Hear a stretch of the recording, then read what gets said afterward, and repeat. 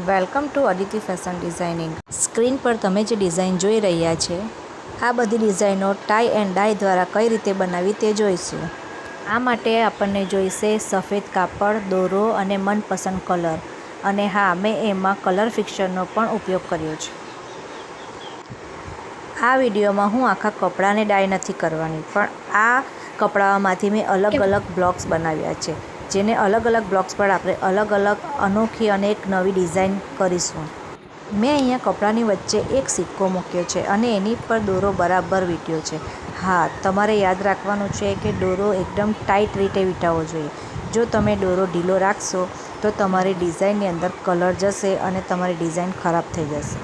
જો આપણને સારો એવો લુક જોઈતો હોય, સારી ડિઝાઇન જોઈતી હોય, તો દરેક જે બ્લોક્સ છે એની પર આપણે દોરા એકદમ ટાઈટ રીતે બાંધવાના રહેશે. આ જે તમે ડિઝાઇન જોઈ રહ્યા છે તે મેં ચણાનો ઉપયોગ કર્યો છે. આ જે હું ડિઝાઇન બનાવી રહી છું તે એવા લોકોને આવડશે જેણે નાનપણમાં કાગળમાંથી પંખા બનાવ્યા હશે, કારણ કે આ એ જ ડિઝાઇન છે જે આપણે પંખા બનાવતા હતા. જુઓ, આ મેં ડિઝાઇન રેડી કરી છે. હવે આપણે કલર તૈયાર કરવાની એક મહત્ત્વની પ્રોસેસ કરીશું, જેમાં મેં એક તપેલીમાં પાણી ગરમ કર્યું છે અને એમાં કલર ઉમેર્યો છે. આપણે 2 કલરમાં કરવાના છે, એટલે અલગ અલગ તપેલીમાં અલગ અલગ કલર ઉમેર્યો છે.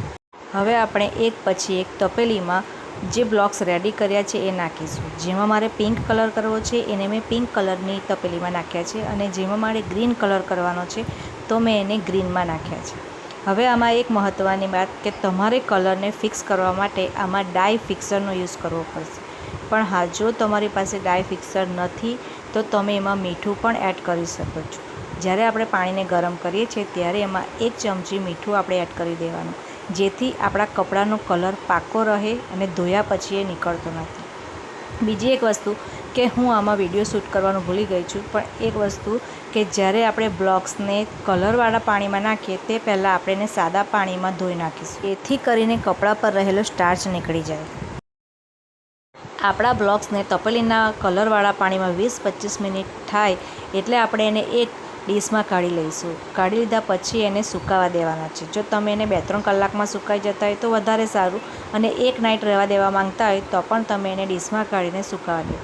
જુઓ, હવે મેં આ મારા સુકાઈ ગયેલા જે બ્લોક્સ છે એને ઓપનરની મદદથી એક પછી એક ખોલી રહી છું, અને આપણી સામે અવનવી ડિઝાઇનો આવી રહી છે. મિત્રો, હવે સમય આવી ગયો છે આપણા એક પછી એક ડિઝાઇન જોવાનો. તો ચાલો આપણે એક પછી એક બ્લોક ખોલીને જોઈએ કે આપણી ડિઝાઇનો કેવી બની છે.